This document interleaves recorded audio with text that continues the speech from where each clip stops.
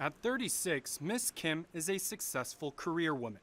She's worked both in South Korea and abroad, and as she gets older, she and her husband have begun to think about the family's future.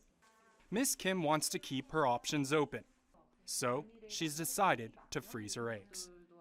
I don't think I have any friends who said, I want a baby immediately after getting married. Expectedly, I'm also this way. In my early 30s, I didn't have any anxieties about not being able to have kids. But now that I'm in my mid-30s, it's a bit uncertain. Ms. Kim is no exception. More South Korean women are either choosing to remain single or delaying getting married and having children. It's indicative of a drastic social shift that is happening in South Korea.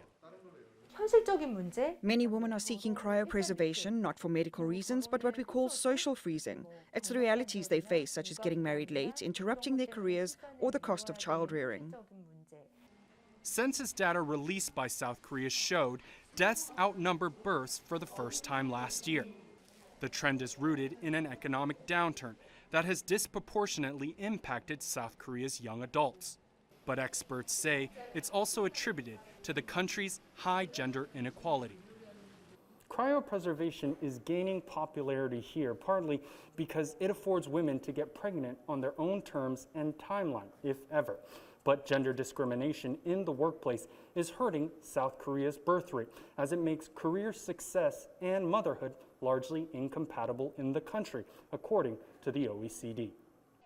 Over the last decade, South Korea has spent more than $130 billion encouraging families to have children. But many argue none of the measures have helped working mothers. Women's groups accuse the government of viewing females as baby-making machines. South Korea ranks in the bottom third for gender equality, according to the World Economic Forum, and has the largest gender pay gap among advanced economies. Anyone who has worked hard in their careers can't just give it up. And unless you have a big money-making husband who has a high-paying annual salary, you have to also work. South Korea has to make it so that women can work. That way, the birth rate will go up. It's unclear to what extent the coronavirus pandemic has exacerbated the population crisis. There's been a sharp decline in marriages, which is fueling concern that the birth rate could further shrink this year.